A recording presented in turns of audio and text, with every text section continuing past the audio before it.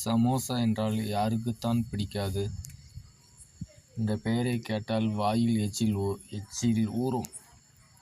ரயில், hotel, சாலையோர கடைகள், market என பல இடங்களில் சமோசா விற்கப்படும். பொதுவாக உருளைக்கிழங்கு காய்கறி சமோசா சாப்பிட்டிருப்பீர்கள்.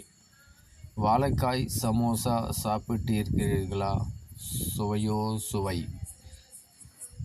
செய்முறை: முதலில் வாழைக்காயை தோல் நீக்கி சிறு சிறு துண்டுகளாக நறுக்கவும். குக்கரில் வாழைக்காய், பட்டாணியை போட்டு வேக வைக்கவும். ஒரு அகலமான கிண்ணத்தில் கோதுமை மாவு, உப்பு, சோம்பு, நெய் போட்டு நன்றாக பிசையவும். தேவையான அளவு தண்ணீர் ஊற்றி சப்பாத்திக்கான மாவு பதத்தை விட கெட்டியாக பிசைந்து கொள்ள வேண்டும். வீட்டிலே செய்யலாம். மங்களூரு பன் உணவு. அடுப்பில் வாணலில் வைத்து 4 ஸ்பூன் எண்ணெயை விட்டு அதில் வேக வைத்த வாழைக்காய், பட்டாணியை போட்டு சிறிது நேரம் வதக்கவும்.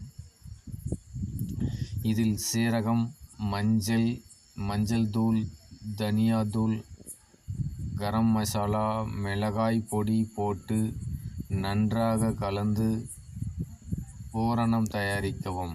அதன்பின் பிசைந்து வைத்துள்ள மாவை சிறு சிறு உருண்டைகளாக்கி பூரி போன்று தட்டி முக்கோண வடிவில் மடித்து அதற்குள் வாழைக்காய் பூரணம் வைக்கவும்.